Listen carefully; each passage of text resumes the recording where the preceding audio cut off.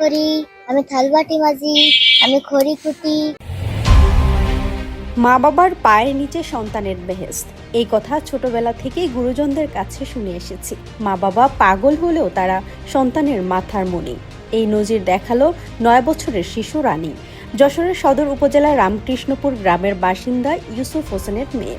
বাবা ক্যান্সারে আক্রান্ত, তাই মা তাকে রেখে চলে গেছে। বৃদ্ধ দাদির অবস্থাও চরম সংকটে।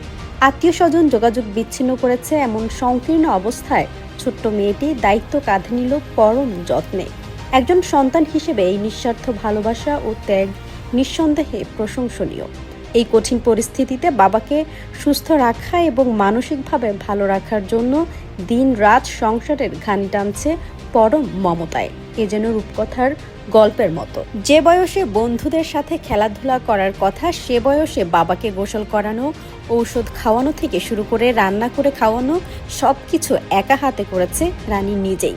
বাবা ভালোবেসে নাম রেখেছিলেন রানী, স্বপ্ন দেখিয়েছিলেন আকাশ ছোঁয়া। কিন্তু বাবার শরীরে মরণব্যাধি ক্যান্সার বাসা বাঁধে, আর রানীর জীবনটাও লণ্ডভণ্ড হয়ে যায়। রানী বলে খড়ি বানায়, মাদ্রাসায় যায়, বাসার সব কাজও নিজেই করে।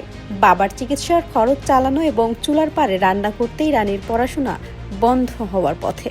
ছোট্ট রানী বলে, আমার তো স্কুলে যেতে মন চায়, কিন্তু কথায় আছে নুন আনতে পান্তা ফুরোয় পরিবারের পিছুটান। তাই সব স্বপ্ন আজ দুঃস্বপ্ন।